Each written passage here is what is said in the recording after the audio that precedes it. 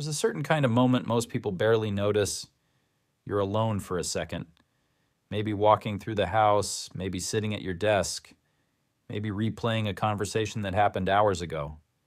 And without even realizing it, you quietly say something out loud, not loudly, not dramatically, just enough for the thought to leave your head and enter the room. Sometimes it's a sentence you wish you had said earlier.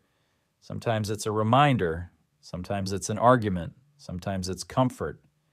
And the strange part is, it often feels more organized once it's spoken. Most people have done this at some point.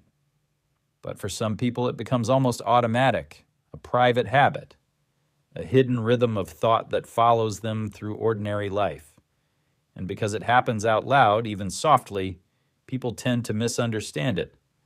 They associate it with loneliness, instability, eccentricity, something awkward that should be hidden the second another person walks into the room.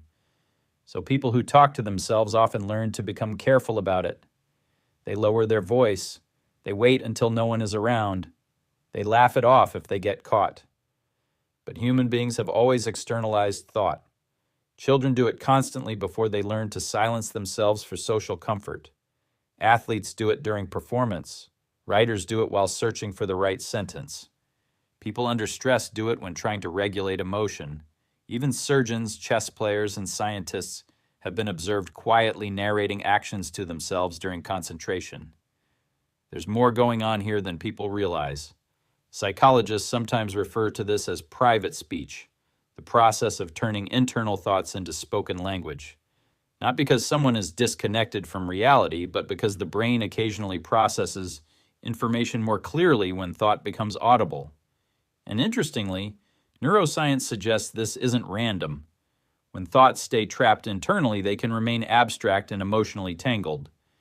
But the moment language enters the process, different systems in the brain begin organizing experience differently.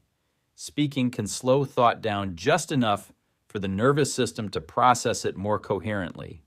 That's why saying, "Okay, calm down" out loud can feel strangely grounding during stress.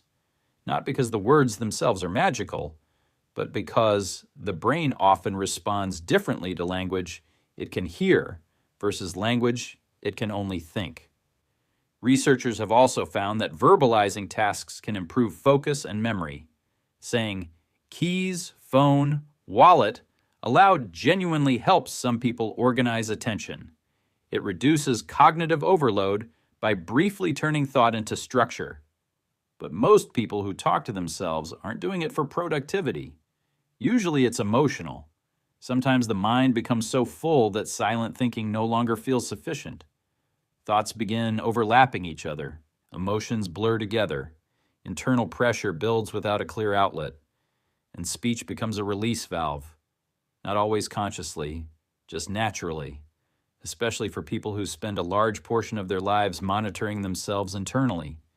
People who overanalyze, people who rehearse conversations, people who learned early that expressing emotion outwardly wasn't always safe, people who became emotionally self-reliant before they were truly ready to be.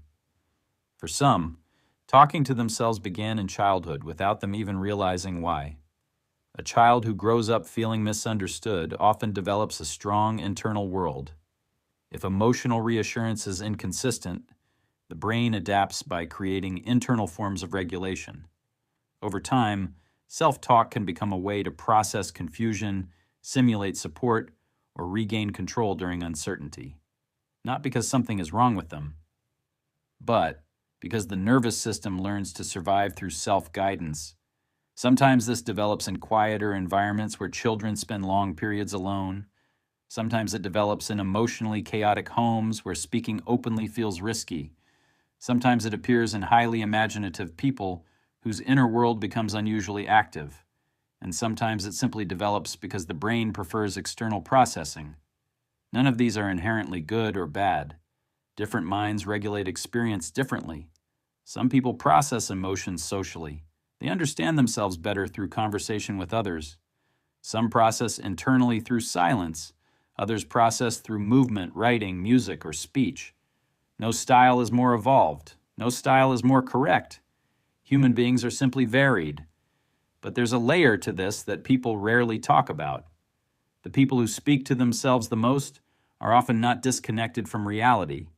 In many cases, they're trying very hard to stay connected to it, because self-talk can function as a stabilizing mechanism, a way to interrupt emotional spirals before they deepen, a way to rehearse difficult situations safely before facing them, a way to create clarity when emotions become too diffuse to hold internally. It can even become a form of companionship during periods of isolation. Not imaginary companionship, psychological companionship, a voice that helps maintain continuity when life feels emotionally fragmented.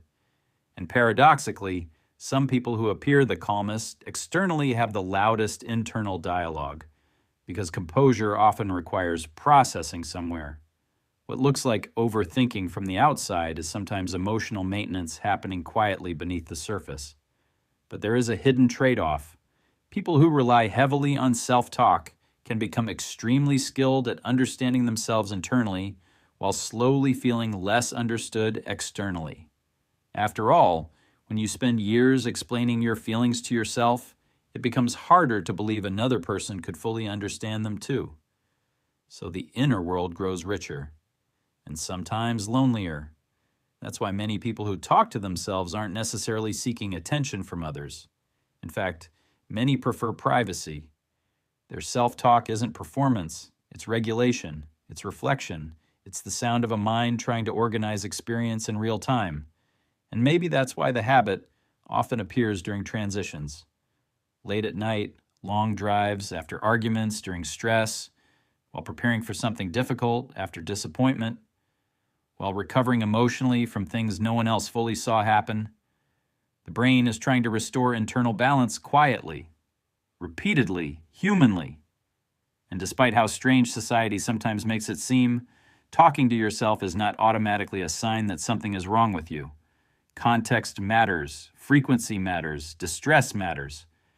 But ordinary self-talk, especially reflective, emotional, or task-oriented self-talk, exists on a very normal spectrum of human behavior.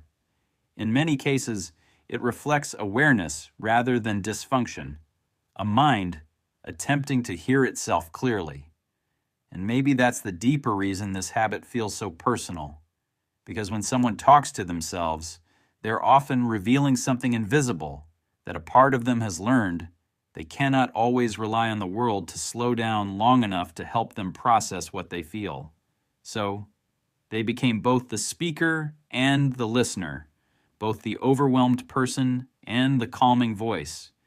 And if that sounds familiar, it probably means your mind has been trying to take care of you in ways other people never fully noticed. Not perfectly, but sincerely. There are many behaviors like this, small things people quietly do without understanding why. Patterns that seem strange on the surface until you realize they were never random at all. Sometimes they're adaptations, sometimes they're protections, sometimes they're the nervous system telling the story the person never learned how to explain directly. And once you start noticing those patterns, you begin seeing human behavior very differently.